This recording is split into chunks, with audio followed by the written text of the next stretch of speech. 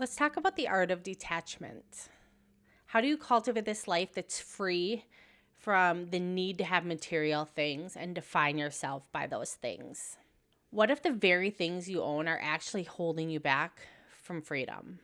We're often told that acquiring more things will bring us happiness. But deep down, do you ever feel this anxiety from the stuff?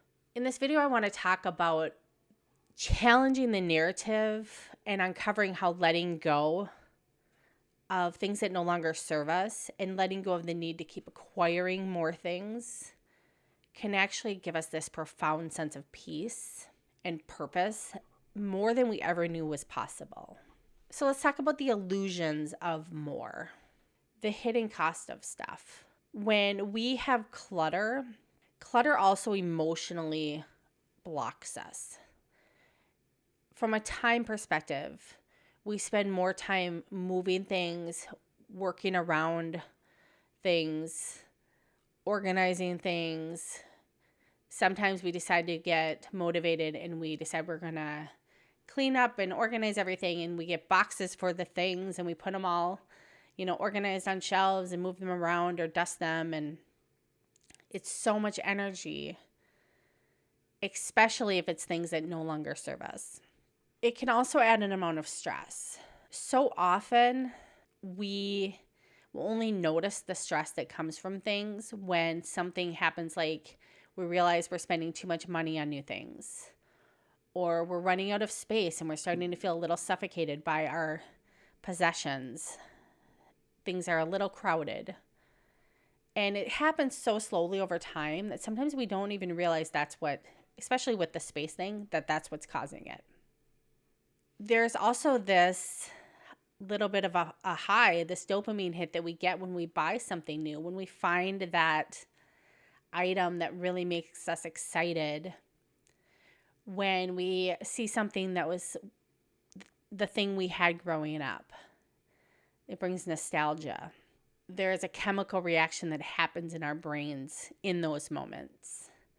And so it's becoming aware of that so that we can start to honor it, but also not need to follow through with it to get the joy. There's also societal pressures, and this, especially in America, we have a constant pressure to upgrade things, to have the best color. It could be the color of wood in your kitchen or not wood or painted wood. It could be the countertop type. It can be the car model that you're driving, the clothes, the shoes.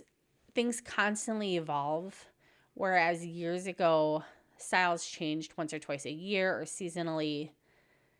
Now there are constantly changing style seasons so that you always feel like you're behind.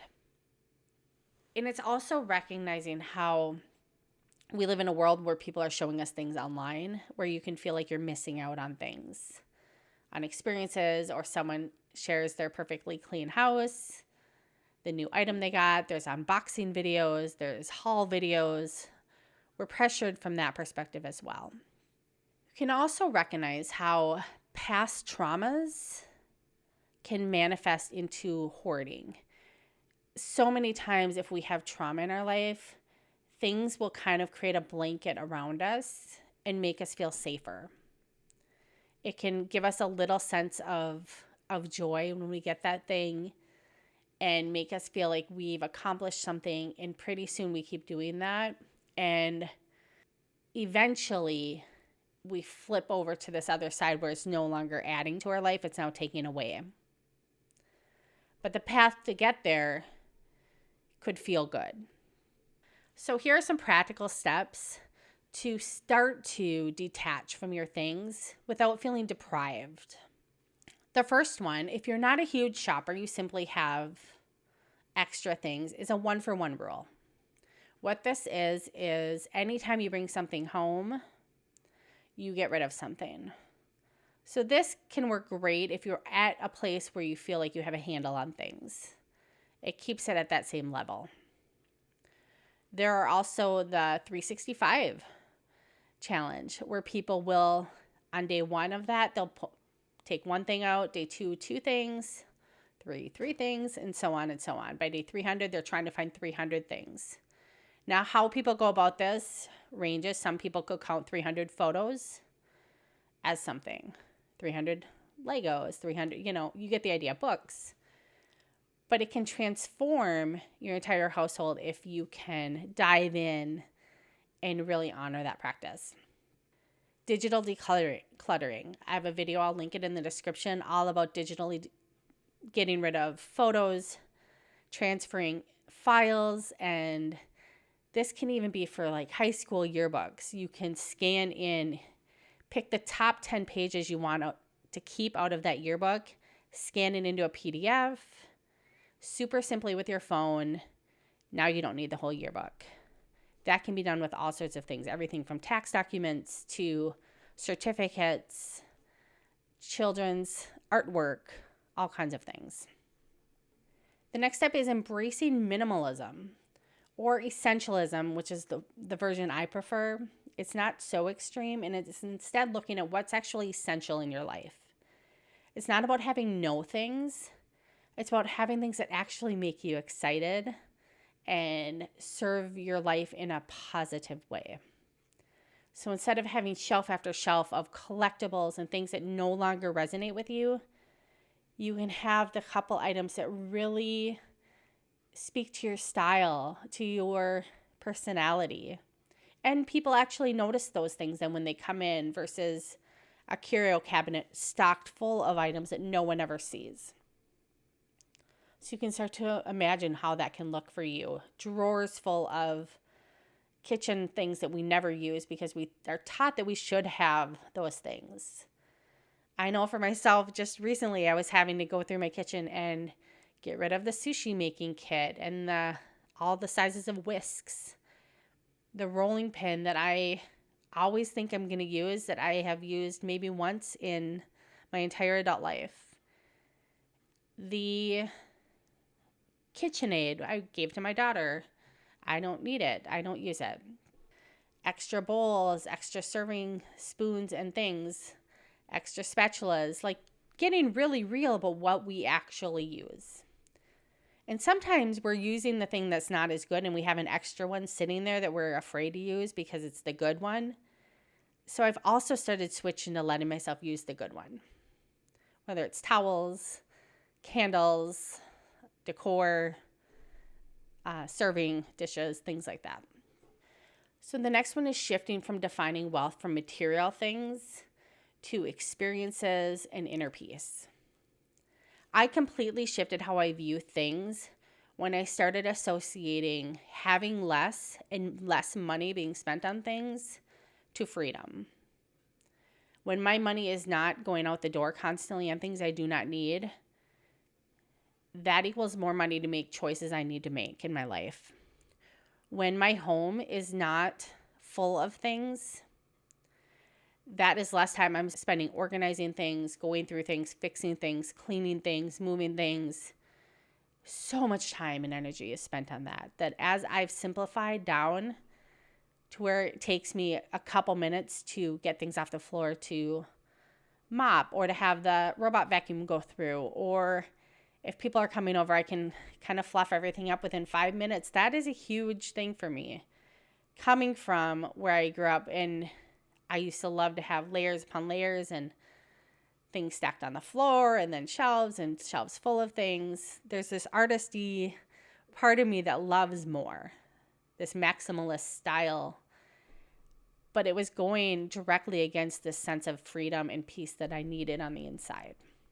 The next is investing in relationships and time with people over physical things. Now, this can come into conflict sometimes when we feel like we're hosting, let's say, the Super Bowl party, and that's the time of year when all these people go on and they buy a new sofa, new TVs. We want to spend on the best food and appetizers to not just impress the people, but really show a good time to the people who are coming over for the party. So how do you balance that? Now, that's not necessarily wrong. Maybe that you did need those things. But if you're already had a really good sofa and TV, I would just question that. Maybe you're looking for some external validation when really those people aren't coming to you for that. They simply want to hang out with you and feeling confident enough about yourself that you don't need to prove yourself with your things. The same could be said for having the newest lawnmower to the newest shoes, the newest model car. The next thing is the mental and emotional space by letting go of things. I noticed this I no longer meet up with my sisters or friends to go shopping. It was very common for me a couple decades ago to do this all the time. And slowly I made that shift when we were getting out of debt, and I've never gone back. Instead, I'd rather go on a walk, go sit and have a coffee, visit, and actually have time together with someone. The other thing I notice is when we're traveling. We don't go and sit and shop. And it wasn't until I traveled with other people that I remembered that this is actually what a lot of people do while traveling, is spending a lot of time scouring through the stores and finding the perfect trinkets and wanting to explore all of it. Now, some of that can be fun. It can be fun to see what each country has or each city. But if you're not buying things, then that's so much more time that's saved that you are not spending in stores. On our entire 3 months where we traveled around the world a few years ago, we came home with a couple magnets, a couple charms, a shawl. I think the boys got a shirt. That was it for 3 months. It all fit in our backpacks. It was very minimal. In fact, I had to throw away a dress or two at our last stop of Scotland in order to get this wool shawl that I got. And we were totally okay with that. We spent our time instead in the parks, walking around, going to museums, learning the history. We spent a little time shopping just to take it in and understand each culture and what they offer. And so that's fun. But after the first couple shops, you get the idea. So many of them can start to look the same. So that has been an incredible sense of freedom, and both in time and energy. Lastly, I'll just say living with purpose and detaching from your stuff does have some other advantages. There is a gratitude you can start to form for the things you already have. When you stop the hamster wheel of always looking ahead at more and more, and you can just anchor yourself and take a breath, there is this incredible sense of calm that can come over you. And instead pay attention to what you already have. Maybe you can take a dresser from one room and switch it to the other, switch some decor around instead of buying new. When you take away the need to keep buying more things, you get creative and you tap into this other part of yourself that's really exciting. You can also channel that energy and the resources that you have into other passions. You can take up a new hobby, go spend time with people. If you love shopping and you want to do that, go buy things and donate them to the shelter or buy used. It's a whole thing that people love going to thrift shops and finding really cool finds. And it's so much better for the environment because you're not buying newly made, so oftentimes garbage, and you are saving stuff from the landfill. And lastly, I would say just tune into the joy that you can have by honoring the life that you've built and not needing to keep searching externally for the joy. We have a saying in our household that we bring the fun. And all we mean by that is we're not no one's calling me because they're like, I need a good time, let me call Noelle.